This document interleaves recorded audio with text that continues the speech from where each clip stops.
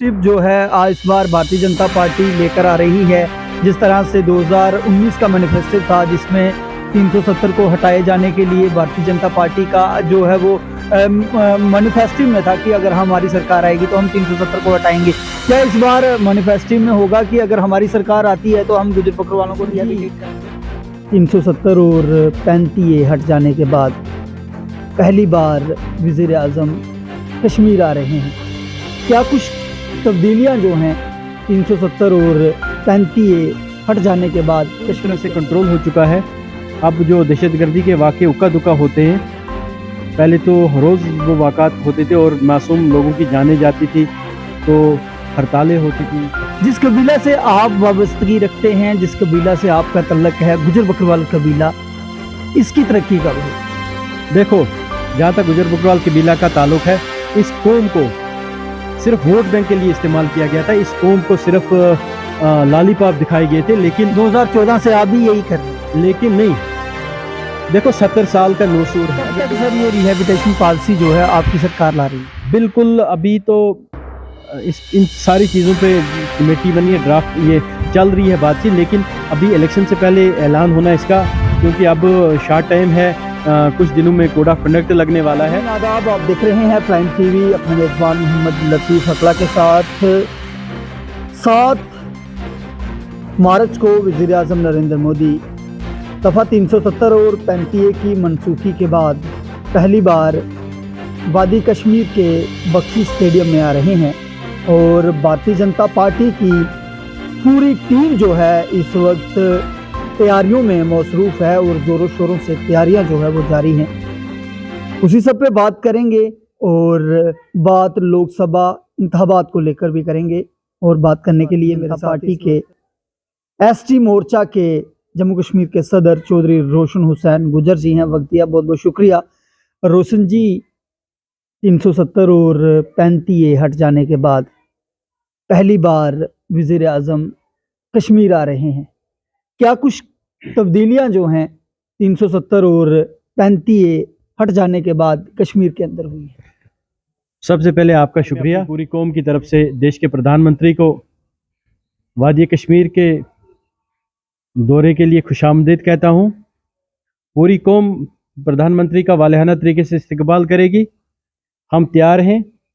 जिस तरह तब्दीलियों का ताल्लुक है 370-35 से हटने के बाद जम्मू कश्मीर में जिस तरह तब्दीलियाँ आई हैं, खासकर कश्मीर वैली की बात करें अगर हम, जिस तरह तशद्दुद होता था, पत्थरबाजी होती थी, हलाकतें होती थी, उन पे पूरी तरह से कंट्रोल हो चुका है। अब जो दहशतगर्दी के वाक़े उक्का दुक्का होते हैं, पहले तो हर रोज़ वो वाक़ात होते थे और मासूम लोगों की जानें जाती थी, तो हड़तालें होती थी, पत्थरबाजी होती थी, जुलूस निकलते थे। उस चीज़ से हमें निजात मिली है। तो सबसे बड़ी तब्दीली वो है, क्योंकि जब अमन आता है तो अमन होगा तो तभी तरक्की होगी, तब सब चीज़ें होंगी। अमन नहीं होगा, तरक्की नहीं होगी, डेवलपमेंट कहीं नहीं होगी। चाहते हो? जिस कबीला से आप वाबस्तगी रखते हैं, जिस कबीला से आपका तल्लक है, गुजर बकरवाल कबीला, इसकी तरक्की कब हो? देखो, जहाँ तक गुजर बकरवाल कबीला का ताल्लुक है, इस कौम को सिर्फ वोट बैंक के लिए इस्तेमाल किया गया था। इस कौम को सिर्फ लॉलीपॉप दिखाए गए थे, लेकिन 2014 से आप भी यही कर रहे हैं। लेकिन नहीं, देखो 70 साल का नूसूर है। अगर कोई बड़ा मर्ज होता है, किसी को बड़ी बीमारी लाहक हो चुकी होती है, उसको ठीक करने में टाइम लगता है, लेकिन इस सरकार ने 70 साल के नासूर को हटाने के लिए यहाँ पे आई है। हमने काफ़ी तब्दीलियाँ की हैं, बहुत सारी तब्दीलियाँ हो चुकी हैं। लोगों की डेवलपमेंट हो रही है, लोगों के रास्ते बन रहे हैं, लोगों को पानी मिल रहा है, लोगों को बिजली मिल रही है, जो सरकार की स्कीम्स हैं, FRC मिला है, बाकी चीज़ें मिली हैं। सबसे पहले इस कौम को पोलिटिकल रिजर्वेशन मिली है, रिकॉग्नाइजेशन मिली है इस कौम को। 2014 से पहले तो पता ही नहीं था हमें ST क्या हुआ और ये ST होते हैं कि हमें तो बैठने नहीं दिया जाता था अपने साथ। हमें तो अपने साथ हमारे साथ हाथ नहीं मिलाते थे, हमें इस इतनी नफरत लोग करते थे। लेकिन 2014 के बाद जब वो चीज़ ताकतें ख़त्म हुई, और ख़ासकर 2019 के बाद, हाँ, गुजर बकरवाल कौम ने सिर उठाकर जिया है और उनकी सबसे पहले हमारी इज़्ज़त बहाल हुई है, क्योंकि इज़्ज़त ही हमारी सबसे बड़ी चीज़ है। इज़्ज़त बहाल हुई है, लेकिन अभी जहाँ जहाँ खासकर बकरवाल कम्युनिटी में जहाँ जहाँ अभी प्रॉब्लम्स हैं, बहुत सारी चीज़ें अभी होनी बाकी हैं, जिसके लिए मैं सरकार से बार बार गुहार लगाता हूँ कि जो हमारी गुजर बकरवाल कौम में एक बकरवाल कम्युनिटी के लेकर, जिनके लिए, या जो पिछड़े तबके के हमारे लोग हैं, जिस तरह दोदी गुजरस वगैरह हैं, उनके लिए जिस तरह उनके पास ज़मीनें नहीं है, बाकी चीज़ें नहीं, उनके लिए हमने रिहेबिलिटेशन पॉलिसी लानी है, ताकि जो सरकारी ज़मीनों पे हमारे हमारे गुजर बकरवाल लोग बैठे हैं, चाहे दोधी गुजर हैं या बकरवाल लोग हैं, उनके लिए रिहेबिलिटेशन पॉलिसी लाएं, उनको हम ज़मीनें अलाट करें ताकि वो भी खुशी खुशी अपना आशियाना बनाए और राहत की सांस लें। कब तक सर ये रिहेबिलिटेशन पॉलिसी जो है आपकी सरकार ला रही है? बिल्कुल, अभी तो इस इन सारी चीज़ों पे कमेटी बनी है, ड्राफ्ट ये चल रही है बातचीत, लेकिन अभी इलेक्शन से पहले ऐलान होना इसका, क्योंकि अब शार्ट टाइम है, कुछ दिनों में कोड ऑफ कंडक्ट लगने वाला है।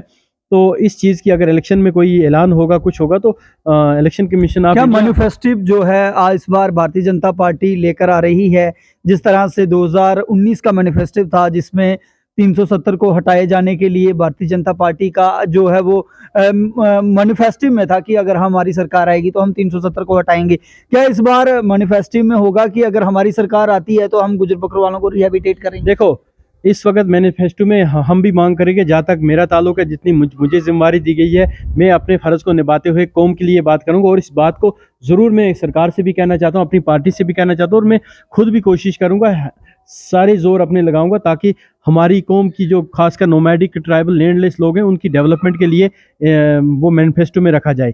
और देखो, इस तरह यहाँ जम्मू कश्मीर में 1947 में लोगों को बांटा गया, खासकर उसमें गुजर बकरवाल या पहाड़ी लोगों को नुकसान हुआ। सरहद के दो तरह लोग बांट दिए गए, रिश्ते बांटे गए, आधे एक भाई उस साइड में, एक उस साइड में। मैं चाहता हूँ कि इस मैनिफेस्टो में सरकार ये चीज़ मैनिफेस्टो रखे कि ये इलेक्शन जीतने के बाद हम POJK को हम जम्मू कश्मीर के साथ मिलाएं, क्योंकि पाकिस्तान ने वहाँ पे एक नाजायज़ कब्जा किया, उस कब्जे को छड़ा के उसको जम्मू कश्मीर के साथ मिलाएं। अब रोशन जी, कुछ इलेक्शन के हवाले से बात करते हैं। इलेक्शन को लेकर जिस तरह से मैंने पहले ही जिक्र किया था कि तैयारियां जो हैं जम्मू कश्मीर के अंदर ज़ोरों शोरों से जारी हैं, उसी सिलसिला में वज़ीर-ए-आज़म नरेंद्र मोदी भी कश्मीर के अंदर जो है अपनी एक बड़ी रैली जो है वो करने जा रहे हैं। और जम्मू सूबा की अगर मैं बात करूं तो 2 पार्लिमानी सीटों के उम्मीदवारों का नाम जो है वो सामने आ चुका है। किस तरह की तैयारियां हैं इस बार भारतीय जनता पार्टी की लोकसभा इंतखाबात को लेकर? इस बार 14 या 19 के बरकस इस बार भारतीय जनता पार्टी की तैयारियां खासकर जम्मू कश्मीर में इतनी तेज़ हैं, देश के साथ साथ हमने जितनी सीटें 14 में ली थी उससे हमारी सीट शेयर 19 में बढ़ा। अब पूरे देश में हमने टारगेट रखा हुआ है कि हमने 400 पार करना है आज की बात। और जम्मू कश्मीर में भी जो 5 की 5 सीटें हैं, लद्दाख की सीट भी है, वो भी इंशाल्लाह हम जीतेंगे। उसके बावजूद जो जम्मू कश्मीर की 5 की 5 सीटें, 5 की 5 हमें उम्मीद है कि हमारी झोली में पड़ेंगी, लेकिन 3 सीटें तो भारतीय जनता पार्टी के खाते में आ चुकी हैं। जिस तरह हमारा डोडा किश्तवाड़, डोडा उधमपुर वाली सीट है, हमारी जम्मू रियासी वाली, और अनंतनाग पुंछ राजौरी सीट है, ये तो 110% भारतीय जनता पार्टी की झोली में जाएंगी। लेकिन जो बाकी कश्मीर घाटी की 2 सीटें हैं, वहाँ पर भी हम कड़ी मेहनत करेंगे, उनको भी हम जीतने का प्रयास करेंगे। लोगों को क्या कहना चाहते हैं? लोगों से मैं अपील करता हूं, गुजारिश करता हूं कि हमने हर किसी को देखा, हमने नेशनल कॉन्फ्रेंस को 70 साल देखा, हमने PDP को देखा, कांग्रेस को देखा, इन्होंने हमें सिर्फ वोट बैंक के लिए इस्तेमाल किया, लेकिन इन्होंने हमारा कोई विकास नहीं किया, हमें सिर्फ कसम पुरसी की हालत में रखी। खासकर मैं इस कौम से गुजारिश करता हूं, अगर हमारे हुकूक बहाल हो रहे हैं, हमें इज्जत दी जा रही है, वो इस सरकार में दी जा रही है, नरेंद्र भाई के नेतृत्व में दी जा रही है। और जम्मू कश्मीर में अगर हमारी वकालत किसी ने की है, वो रविंदर रैना जी हैं, जिसने इस कौम की वकालत की है। लिहाजा इस बार भारतीय जनता पार्टी को बढ़ चढ़कर हम वोट दें, इनको एक मौका दें, जितना इन्होंने हमारे लिए काम किया है, ताकि आगे चलकर भी हमारे जो और मसाइल हैं इस कौम के वो हल हों। मैनिफेस्टो में पक्को जड़ो है वो रिहेबिलिटेशन को जड़ो देखो, जो नेशनल लेवल मैनिफेस्टो है हम रखेंगे, हम तो पूरा रखांगे, जो मिना ड्राफ्ट उसमें हूँ दूंगा यो, और मैं उसके वास्ते अपनी टीम ना भी कह सकती हूँ कि हमने किस तरह ड्राफ्ट बना के देना है। तो चाहे पार्लियामेंट का इलेक्शन हुआ है या असम्बली इलेक्शन हुआ है, एक मैनिफेस्टो में देना गुजर बकरवाल ट्राइबल नोमैडिक की रिहेबिलिटेशन की पॉलिसी जरूर नजर आ रही है।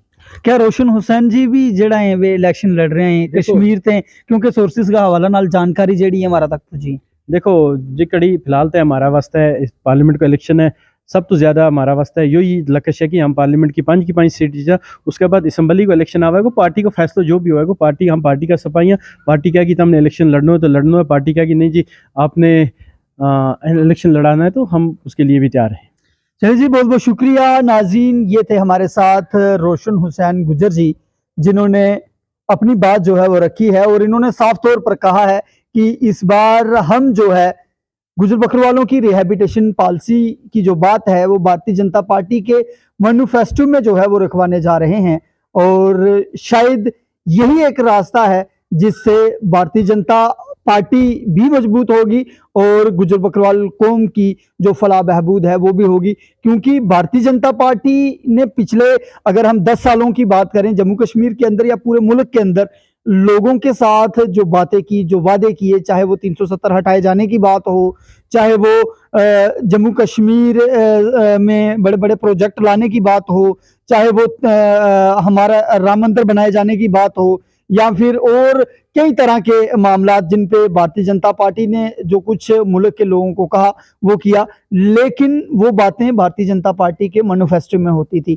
तो रोशन हुसैन जी का ये कहना है कि इस बार हम जो है अपनी बात, गुजर बकरवालों को रिहैबिलिटेट करने की बात भारतीय जनता पार्टी के मैनिफेस्टो में जो है वो लाने की जो है कोशिश कर रहे हैं, और मैनिफेस्टो में जब ये चीज़ होगी तो हमें लगता है कि तब ये इन लोगों की तब्दीली और तरक्की होना मुमकिन है। देखते रहें प्राइम टीवी। मुझे और मेरी टीम को दें इजाज़त। अल्लाह हाफिज़।